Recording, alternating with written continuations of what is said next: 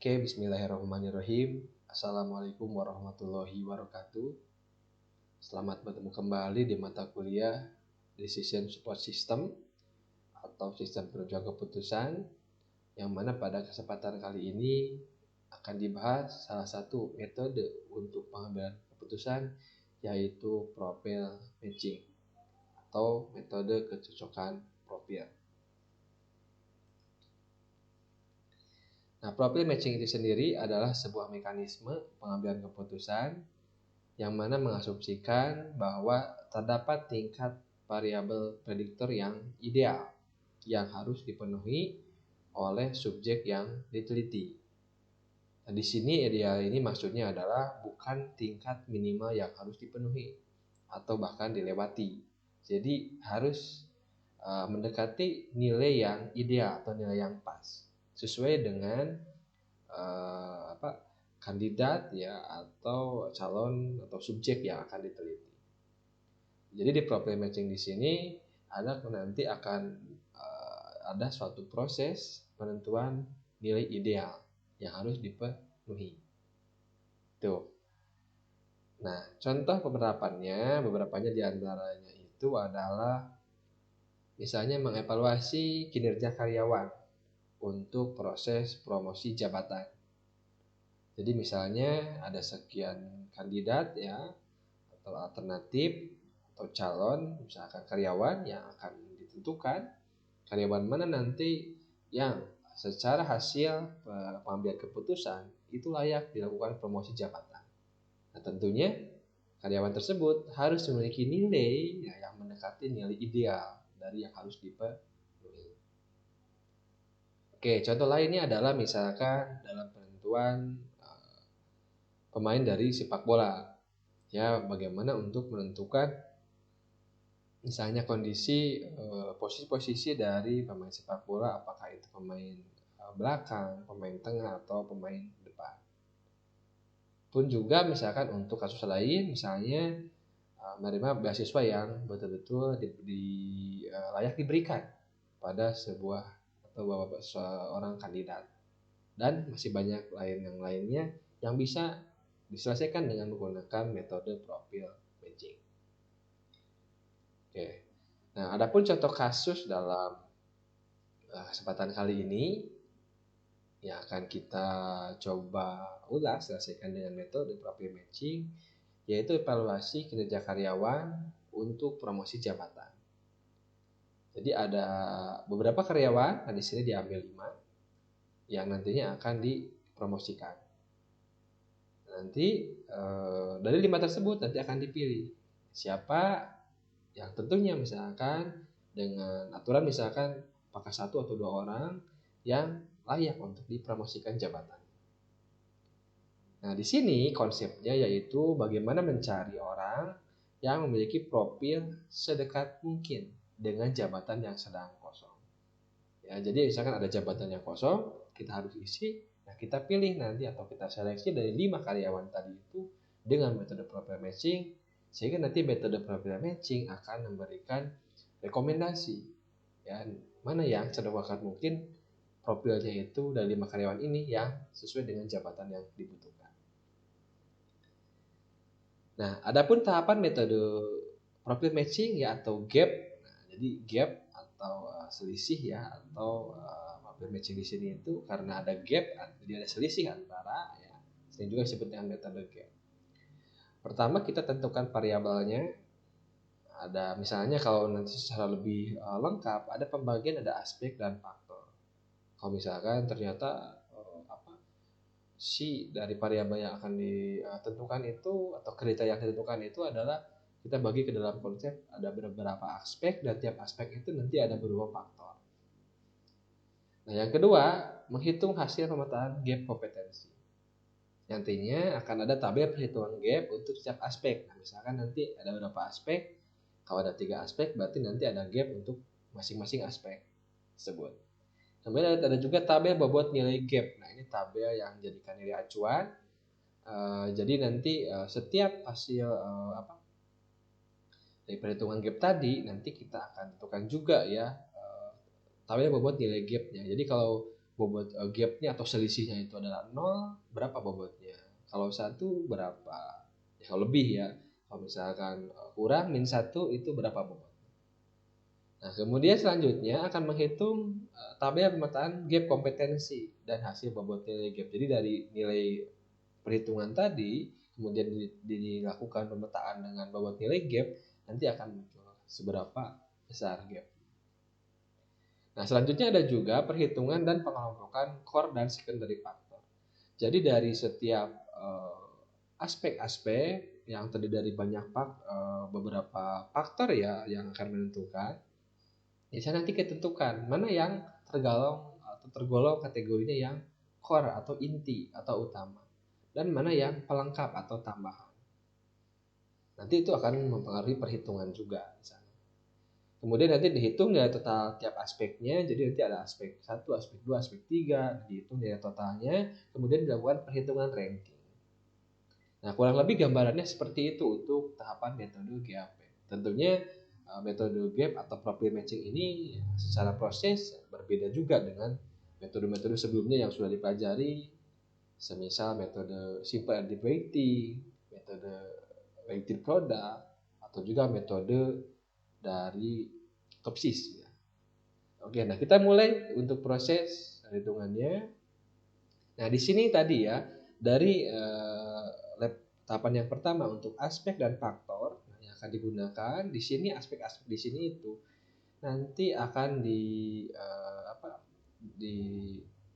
dijabarkan, yaitu dalam kasus ini itu ada 3 contoh aspek penilaian yang digunakan. Misal pertama itu ada aspek kecerdasan. Aspek kecerdasan di sini punya 10 faktor. Nah, jadi tadi di sini ada menentukan aspek dan ada berapa faktor. Nah, di sini aspek kecerdasan di sini misalnya ya faktor pertama common sense, kemudian verbalisasi ide, sistematika berpikir, penalaran, dan sampai ke potensi kecerdasan. Ini adalah 10 faktor dari aspek ini yang menentukan atau yang dikategorikan atau yang digolongkan ke aspek kecerdasan. Oke, selanjutnya ada kedua aspek siap kerja. Ini ada 6 faktor, yaitu ada energi psikis, ketelitian, kehati-hatian, sampai vitalitas dari perencanaan. Nah, ketiga ada aspek perilaku. Ini memiliki 4 faktor penilaian, dari mulai kekuasaan, pengaruh, sampai ke pemenuhan atau compliance. Nah, tentunya di sini ya, kalau ada pertanyaan, bagaimana kita menentukan mesti ada berapa aspek, dan tiap aspek itu ada berapa faktor. Nah, itu dikembalikan dengan kebutuhan dari studi kasusnya. Nah, di sini si perusahaan ini, ya perusahaan yang jadi studi kasus itu membaginya seperti ini. 3 aspek, dan masing-masing aspek sekian faktor. Mungkin ketika untuk studi kasus yang lain dengan kasus yang sama pun, misalkan sama promosi jabatan di PT A, di PT B, bisa jadi berbeda. Karena bagaimana berbeda dalam menentukan aspeknya, misalkan di sini 3, mungkin di kasus lain aspeknya 4. Nah, kemudian tiap aspek pun di sini ada 10, ada yang 6, mungkin yang lain ada yang 5, 4. Jadi sekali lagi itu dikembalikan kepada si mengambil keputusan. Dan kita sebagai seorang ahli IT ya, atau kita yang ahli sistem nanti ya akan mempersiapkan sistem SPK-nya. Tugas kita adalah mewawancarai atau mengumpulkan data kepada pihak nanti akan mengambil keputusan. Nah, mau menggunakan beberapa aspek atau menggunakan juga berapa faktor. Kita tanya ke pihak perusahaan. Jadi ini bukan aturan baku yang mesti ada seperti ini ya, 10, ada 3 aspek, ada 10, yang kedua 6, yang tiga 4. Ini hanyalah satu contoh. Tapi secara konsep, silakan tentukan ada berapa aspek dan juga tiap aspek ada berapa faktor. Itu paling mungkin yang mesti ditekankan. Oke, nah selanjutnya adalah pemetaan gap kompetensi. Apa itu gap? Jadi profil matching ya, atau kecocokan profil. Nah, otomatis kalau yang namanya cocok berarti ada kondisi yang pas, kurang pas, atau lebih. Nah, istilah itu disebut dengan gap. Nah, gap di sini adalah perbedaan atau selisih value atau nilai-nilai masing aspek atau atribut dengan value target. Ya, jadi kalau dirumuskan gap itu adalah value targetnya berapa, value atributnya berapa, dan value targetnya berapa. Jadi misalkan kita punya targetnya itu misalkan nilainya 5. Nah, kalau value atributnya 5 berarti nanti gapnya itu kan 5 kurangnya 5, 0. Tapi kalau kita punya targetnya itu adalah, atau kondisi idealnya itu adalah 4.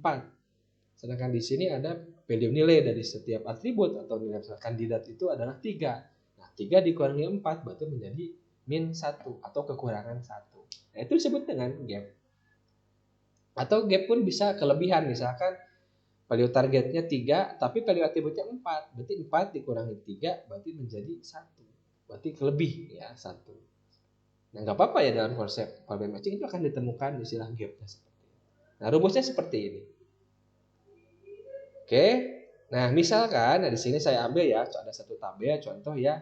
Nah, di sini kalau belum bisa baca tabel ini ya, Bapak Ibu, ini tabel perhitungan gap untuk aspek kecerdasan. Ini aspek pertama ya, aspek pertama kecerdasan, yang mana ingat lagi ya tadi ya bahwa aspek kecerdasan itu punya 10 faktor. Nah, ini 1, 2, 3, 4, 5, 6, 7 sampai 10 itu adalah faktor-faktor yang dipertimbangkan untuk di aspek kecerdasan. Nah, penjelasannya 1 sampai 10 ini bisa dilihat di selanjutnya. 1 common sense sampai ke 10 potensi kecerdasan. Ini dibuat untuk menyingkat aja ya tabel, karena kalau ditulis bisa aja ditulis mungkin.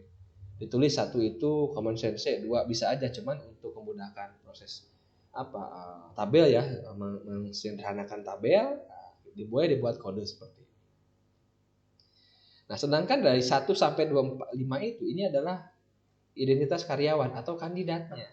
Nah, tadi di soal kan ditentukan kita ada 1 sampai 5 ya, 5 orang. Ini sesuai dengan studi kasus 5.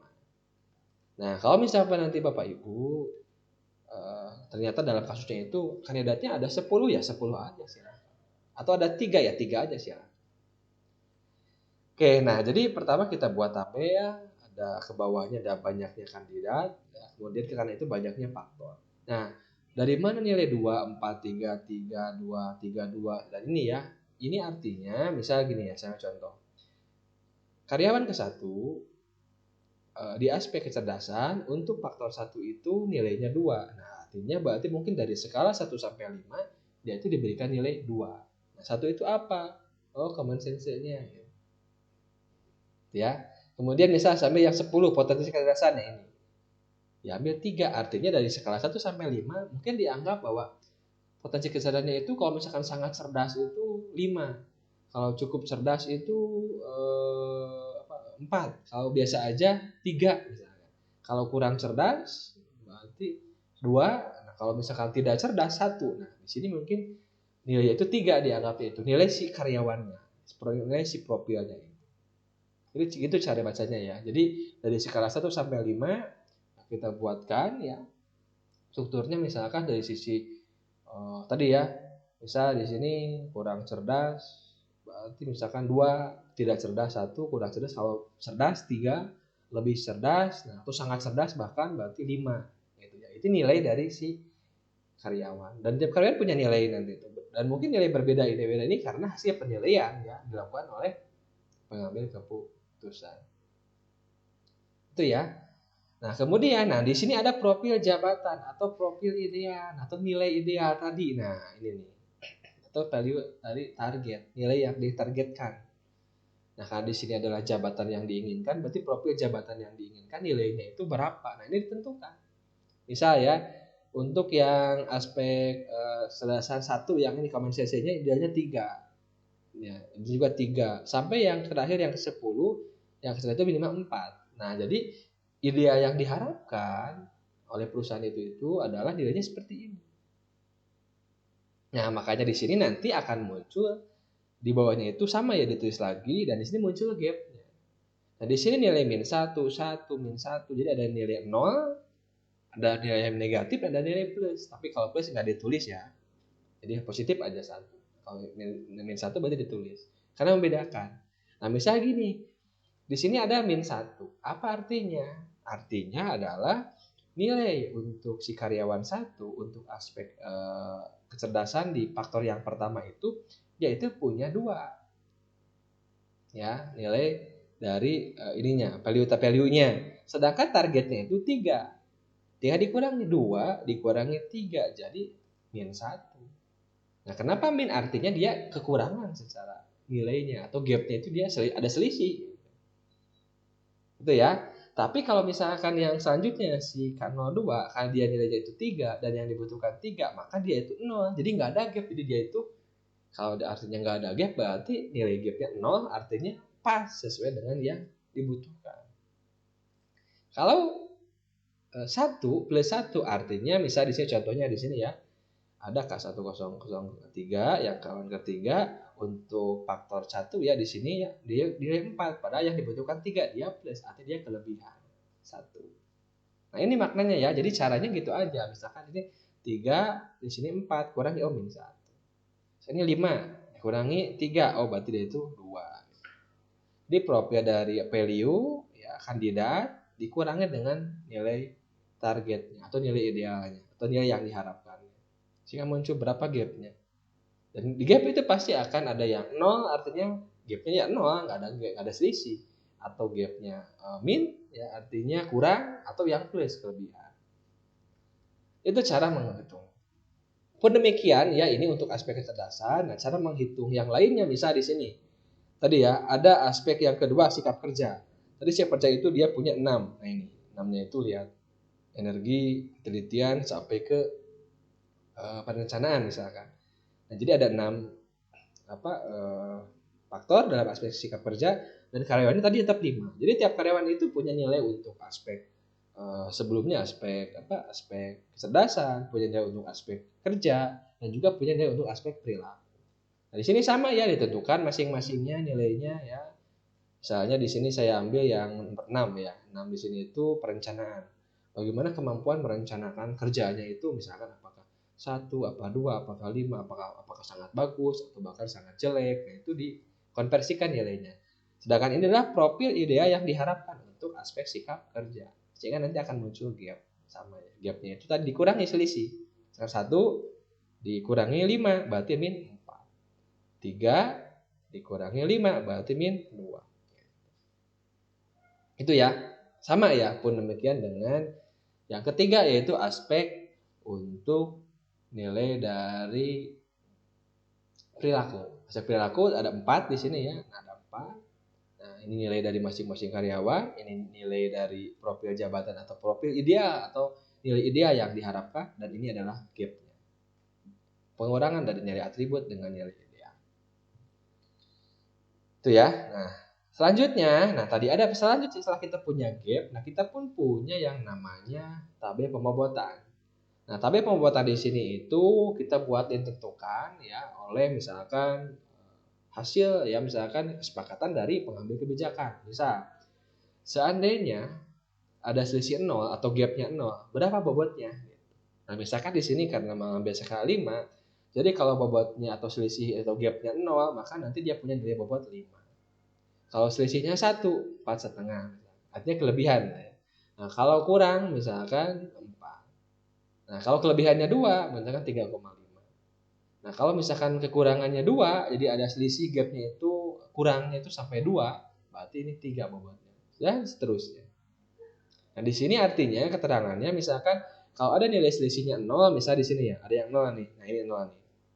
Artinya 0 itu maknanya adalah tidak ada selisih. Artinya komposisi sesuai dengan yang dibutuhkan. Tuh ya. Berarti makanya dikasih nilai yang maksimal. Kalau 1 berarti kompetensi individu itu kelebihan 1 tingkat. Jadi dibutuhkannya itu sebenarnya itu ya tadi gitu kan. Cuma dia kelebihan 1 tingkat. Maka dia nilainya otomatis tidak akan sama dengan yang pas atau yang sesuai. Maka dia nilainya bobotnya mengurang berarti 4,5. Atau juga misalkan ada yang selisih 1 kurang. Nah, kurang di sini kompetensi individu kekurangan 1 tingkat. Makanya dikasih bobotnya pun jadi misalkan butuhnya itu taruhlah di 5. Nah, dia itu butuhnya itu 4, dia itu 3. Nah, berarti kan 3 ke 4 itu kurang ya. Nah, kalau kurang berarti ya istilahnya bobotnya pun makin rendah. Dan semakin jauh bobotnya dengan bobot yang pas, makanya nilainya pun akan berkurang ya. Jadi kalau ada gapnya itu makin min 2, min 3 atau plus 2, plus 3, artinya kekurangan atau kelebihan beberapa tingkat dari yang dibutuhkan. Nah, makanya akan berkurang dari sisi bobot. Jadi kalau misalkan di sini konsepnya kalau di HB matching semakin bobotnya itu 0 ya atau gapnya itu 0 ataupun misalkan minnya itu min 1 atau plus 1, jadi makin kecil gapnya, maka bobotnya pun itu akan besar. Nah itulah konsep pembobotan dalam metode profil matching. Nah oke lah, nah setelah itu maka cara menghitungnya bagaimana nih, saya gini, saya nih ya, saya akan ambil, setiap kawan akan melihat tabel bawah seperti contoh bawah ini, misalkan untuk karyawan 1001 nih ya, karyawan 01 itu berarti kan yang ini ya. Nah, yang ini nih, karyawan 101. Nah, misalkan diambil yang pertama dulu aspek kecerdasan. Ya, nah ini kita punya ya. Nah, cara ngitungnya bagaimana? Bisa. Nah, tadi dia punya bobotnya itu min 1, 1, min 1. Jadi kalau ada menanyakan ini dapat dari mana nilai gap ini? Lihat di tabel gap di langkah sebelumnya. Nah ini. Nah ini ya. Nah dia kan ini punya gap ya. Nah, di sini gap ini kan hanya min 1, 1, min 1, min 1, min 2, 0. Nah, belum ada makna. Belum tahu bobotnya berapa nilainya. Maka ditentukan dengan tabel ini, dikonversi dengan tabel pembuatan ini, sehingga nanti K1 itu, nah, min 1. Nah, min 1 itu kenapa 4? Dari mana 4 ini? Nah, kita lihat min 1 itu dari tabel ini. Oh, min 1, 4 bobotnya. Nah, ini 1. Nah, kalau 1 adalah 4,5. Min 1. Nah, untuk faktor yang ketiga adalah 1, berarti min 4. 4 nilainya. Sampai ada yang 0. Nah, ini 0 artinya ya untuk faktor yang ketujuh si K1 itu bobotnya 0.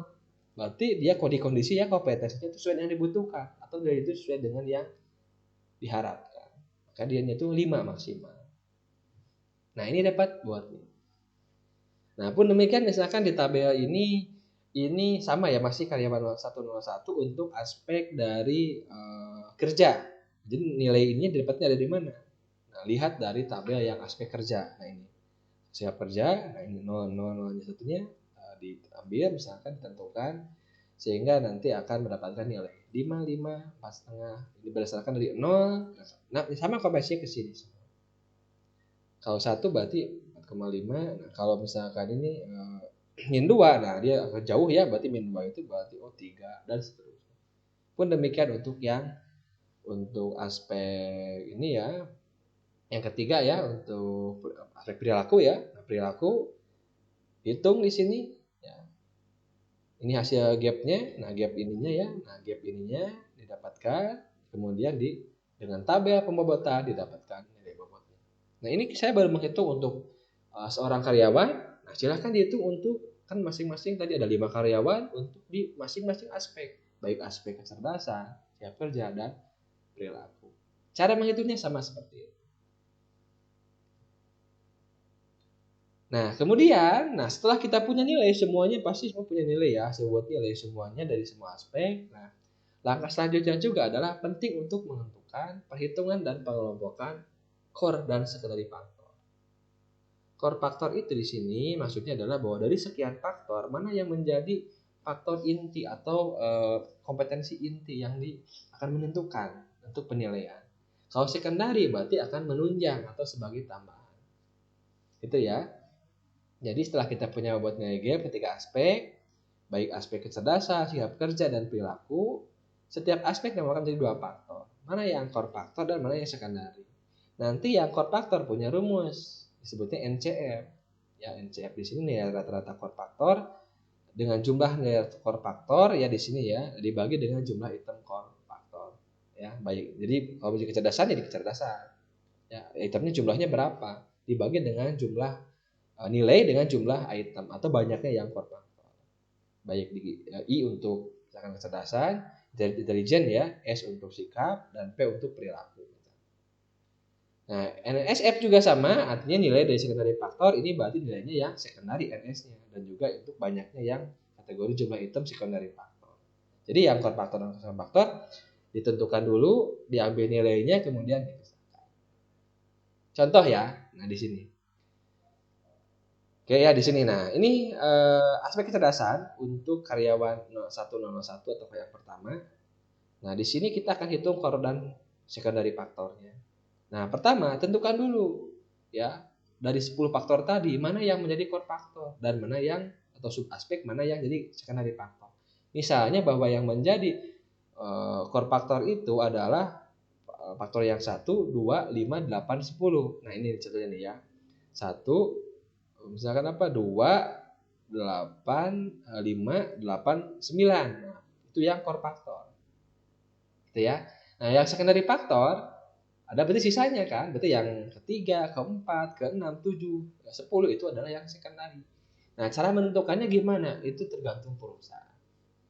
Bisa jadi misalkan apakah menentukan faktor intelijensi atau kecerdasan itu core faktor atau bukan. Kemudian faktor sikap, misalkan kecerdasan, misalkan faktor cara berpikir atau apapun itu nanti silakan ditentukan oleh perusahaan. Hanya tugas kita itu adalah membagi mana yang core faktor, mana yang non faktor. Kebetulan di sini dibagi dua ya, bahwa yang core faktor ada 5 ya, untuk sub aspek atau sub faktor dari 1, 2, 5, 8, 1, 2, 5, 8, dan yang sisanya berarti yang secondary. Nah, cara menghitung core faktornya ini ya, ini 3,9 dapat dari mana, 4 dari mana, ini pakai rumus. Nah, yang NCF yang core faktor berarti tadi yang 1 ya, 1, 2, 5, 8. Nah, ini 4 itu dari mana ya? 4 itu dari yang aspek 1, 4. Kemudian 4,5 itu dari aspek yang ini, yang kedua 4,5. Dijumlahkan ya. Ditambah yang 4 ini dari mana? 4 itu dari yang faktor yang kelima. Nah, ini 4. Ditambah yang ke-8, 3. Nah, ini 3-nya. Ditambah yang 4. 4 ini dari mana? 4 itu dari yang ke-9, 4 ini. Nah, berarti dijumlahkan dibagi 5. Nah, 5 dari mana? 5 dari banyaknya ini. Nah, itu ada 5 ya. Ada 5 faktor yang masuk ke dalam kategori core faktor, berarti nilai total dari masing ini tadi bobot tadi ya, kemudian dijumlahkan dibagi 5. Jadi muncul angka 3,9. Nah, sedangkan secondary faktor di sini 4, 4, 3, 5, 4 gimana ini sisanya? Berarti di sini kan tadi sub aspek yang atau faktor yang ketiga, keempat, ke-6, 7, 10. Nah, berarti misalnya 4 ini diambil dari yang 3.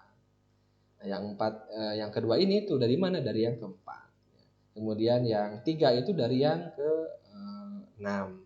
Kemudian 5 dari yang ke-7 dan faktor yang 10 itu dikasih 4. Dapatnya 4 ya. Kemudian dijumlahkan dibagi 5 sama ya, karena sekundari faktor kebutuhan di sini ada 5 ya, berarti nilai semua total dibagi 5 jadinya adalah 4. Nah, jadi untuk nilai si kasus 1 untuk aspek dasarnya itu dia punya nilai core faktornya 3,9, secondary faktornya adalah 4. Nah, cara ngitung untuk K1002 karyawan lain sama ya, untuk aspek kecerdasan seperti ini. Sama, nanti tinggal dihitung silakan saja.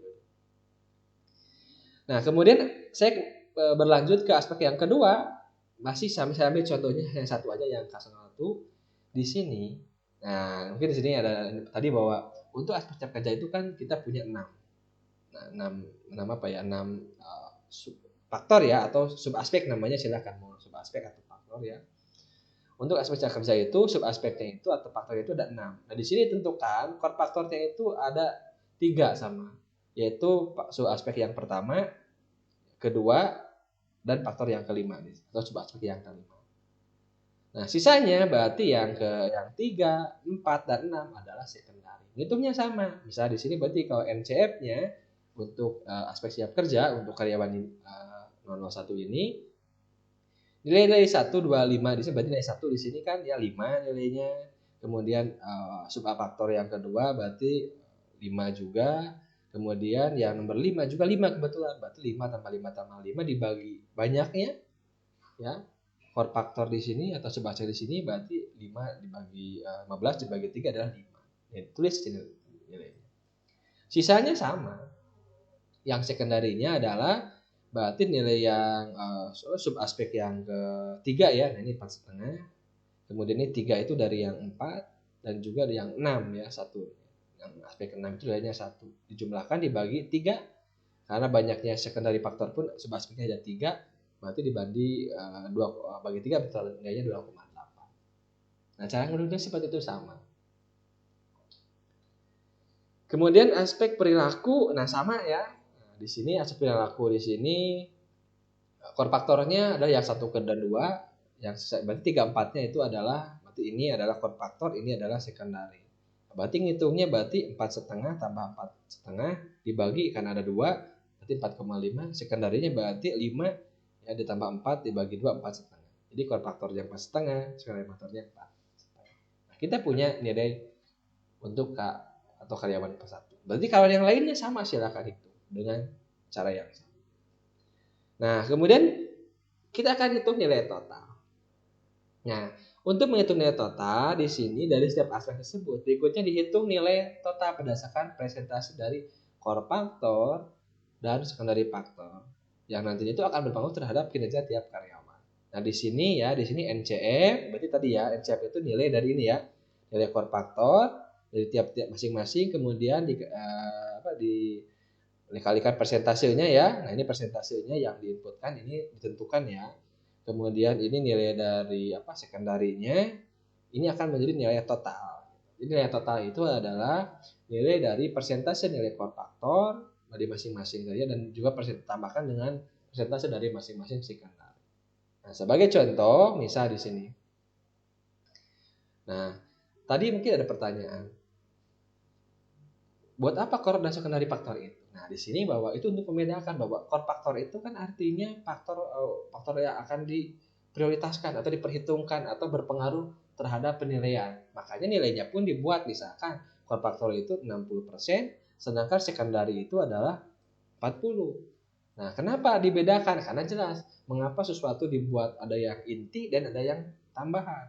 Mana yang utama, yang core, dan mana yang secondary. Karena bobotnya, bobotnya lah, seperti itu. Atau pengaruhnya itu akan besar. Nah, misalnya di sini ya, untuk aspek kecerdasan tadi kasih tahu 1. Nah, tadi kan dia punya, nah ini nilai 3,9 dan 4 untuk secondary, 3,9 untuk core dan 4 untuk secondary. Nah, dari mana nilainya? Lihat kembali ke sini. Nah, untuk aspek kecerdasan dia punya 3,9 dan punya 4 untuk secondary-nya. Core-nya 3,9 dan secondary-nya adalah 4. Nah, di sini otomatis ngitung dari total aspek kecerdasannya itu adalah 60% sesuai ketentuan dikalikan dengan 3,9 yang core dan 40% dikalikan yang secondary. Ya, ini kan faktornya 3,999, sekundarinya 4, berarti nilai. Nah, nilai ini ya, nilai dari intelijensinya atau kecerdasannya itu adalah 3,9. Jadi dikalikan dulu ditambahkan dengan persentase sekundarinya. Totalnya ada 3,9. Itu untuk nilai dari karyawan 1 untuk aspek kecerdasan. Sedangkan untuk aspek kerja, misalkan di sini sama ya, tadi dia punya core faktornya 5, sekundarinya 2,8, berarti yang 5 ini dikalikan 60%, nah itu ya. Sedangkan yang 2,8 ini dikalikan 40%, sehingga dapat nilai 4,12. Nilai untuk sikapnya itu adalah 4,10. Berarti satu lagi ya perlu ya, yaitu adalah nilai apa? Nilai perilaku. Nah, perilaku itu sama ya, 60-40, berarti nilai core faktornya kali 60% dan nilai secondary faktornya kali 40%. Sehingga didapat 4,5, nilai dari perilakunya 4,5. Nah, sekarang si karyawan itu punya nilai intelijensi, nilai sikap, dan juga nilai perilaku. Nah, bagaimana penentuan rankingnya? Nah, sekarang ditentukan lagi ya hasil akhir dari proses profil matching, yaitu adalah ranking dari setiap kandidat yang diajukan untuk mengisi jabatan tertentu. Caranya gimana?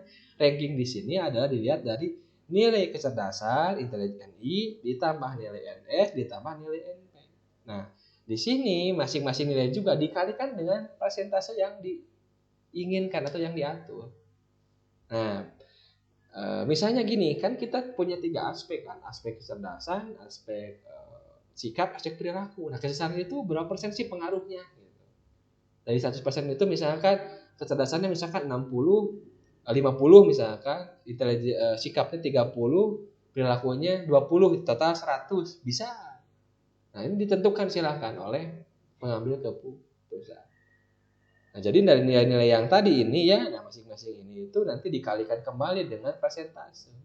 Jadi ada persentase dari sisi aspek core secondary faktor ya, jadi untuk memisahkan mana yang core faktor dan secondary. Kemudian dari 3 aspek kecerdasan, sikap, juga perilaku itu nanti diberikan persentase bobot. Nah, ini yang menentukan sekali lagi kembali siapa adalah perusahaan. Nah, di sini contohnya misalnya untuk rumus ini ya, untuk rumus di kasus ini akan diperhitungkan ranking, yang mana di sini persentasenya itu adalah 20, 20, 30 dan 50. Artinya apa? 20% untuk nilai dari kecerdasan. 30 untuk sikap kerja dan perilaku 50. Nah, artinya di sini kalau misalkan 20 kecerdasan, 30 sikap, 50 perilaku. Artinya di sini berarti 50% atau bobot setengahnya itu adalah perusahaan ini berarti mengedepankan dari perilaku karyawannya. Nah, dibandingkan dengan bobot kecerdasan yang hanya 20. Gitu ya maknanya. Atau mungkin aja nanti suatu saat dan nilai ini pun ini tidak baku ya. Kita bisa menentukan misalnya mungkin perusahaan yang menekankan kecerdasan. Misalkan di sini bahwa bobot kecerdasannya 50, ininya 30, ininya 20. Artinya berarti secara ideal mengharapkan perusahaan itu kecerdasan itu lebih tinggi dibandingkan dengan bobot perilaku. Gitu ya. Kalau lihat dari ini ya, dari persentase. Nah, di sini kebetulan kecerdasannya itu hanya 20% bobotnya, sedangkan sikap kerja 30 dan perilaku berarti yang diutamakan itu adalah 50. Nah, caranya gimana? Dikalikan aja. Nah, jadi misalnya tadi di karyawan satu kan dia punya nilai ya. Nah, punya nilai ya tadi ya. Nah, dia punya nilai kan 3,4 untuk kecerdasan, 1,2 untuk sikap, NS untuk NP untuk perilaku adalah 4,5. Nah, tinggal dikalikan dengan bobot tadi.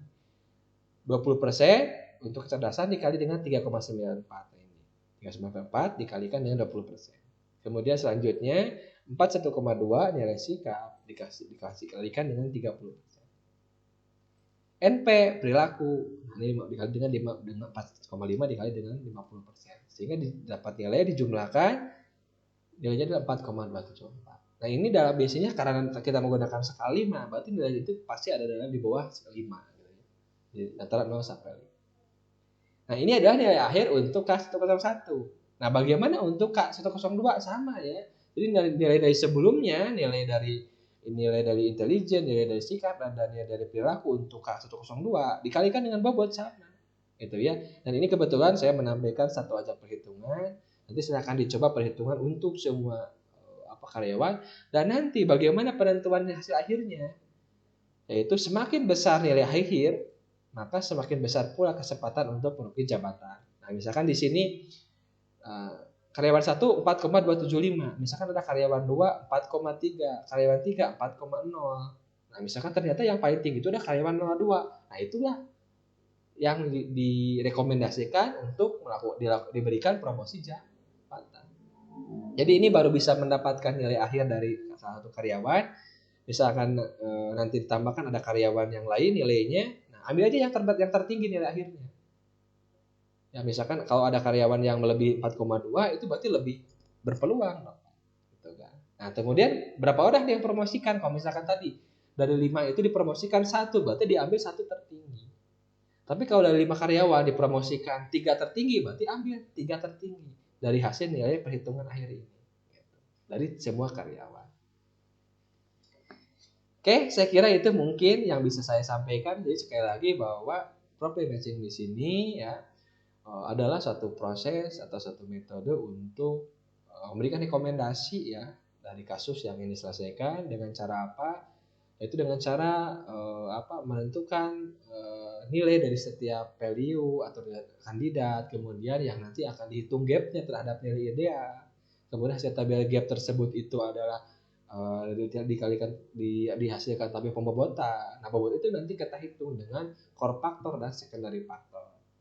Nah, kemudian setelah itu masing-masing juga dihitung ya nilai akhirnya ya dijumlahkan dan juga nanti dibuat perankingan ya, bahwa perankingan dari nilai dari masing-masing aspek yang pertama, kedua, ketiga dan seterusnya dikalikan dengan bobot ya, perbandingan bobot dari masing-masing sehingga dapat nilai akhir.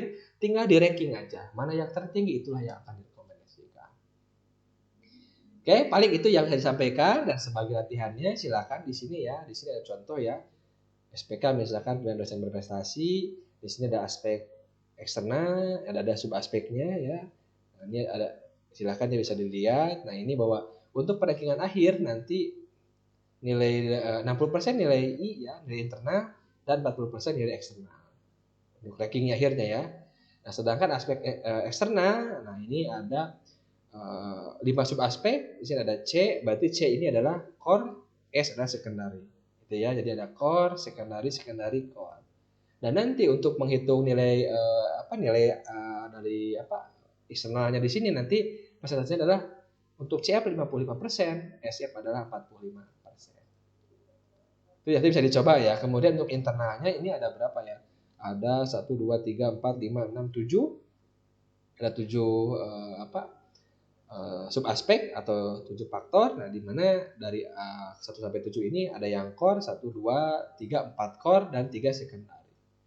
Kemudian yang core nanti pengalinya adalah 60%, sedangkan untuk SF secondary adalah 40%. Nanti hitung dulu semuanya. Nah, contohnya di sini saya berikan nilai sama ya, ada 5 calon ya, 5 calon dosen di sini ya, dosen dengan IDK 1,1,5. Ini adalah nilai profil nilai awalannya dan ini adalah profil ideal. Jadi cara ngerjainnya kan silakan ya, untuk yang eksternal ya. Untuk eksternal tadi ada 5 ya. Ada 4 kan ada 4 sub aspek. Nah, ini 1 sampai 4 ini sudah ada nilainya. Tinggal dihitung, silakan gapnya ini dikurangkan, belum muncul gapnya, kemudian nanti muncul hitung. Nah, ini pun sama. Hitungkan dulu gapnya berapa. Ya, hitung dulu gapnya dari ini nilai dari setiap atribut dan ini nilai ideal yang diharapkan.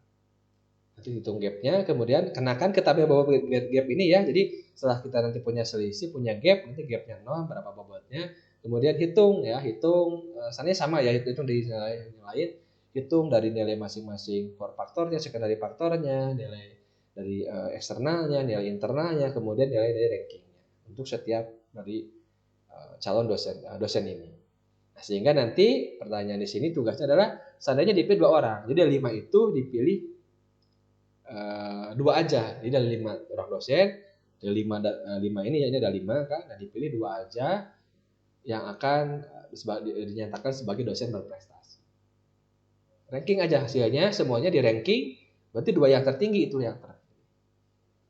Oke, paling itu yang bisa saya sampaikan. Silakan, selamat belajar. Ini research-nya dari slide ya, Business Tendency dan juga buku untuk SPK oleh Prof. Kusdini ya, Prof. Dini. Oke, paling sekian dari saya. Mudah-mudahan ada gambaran. Selamat belajar, tetap semangat. Sekian dari saya Iri. Assalamualaikum warahmatullahi wabarakatuh.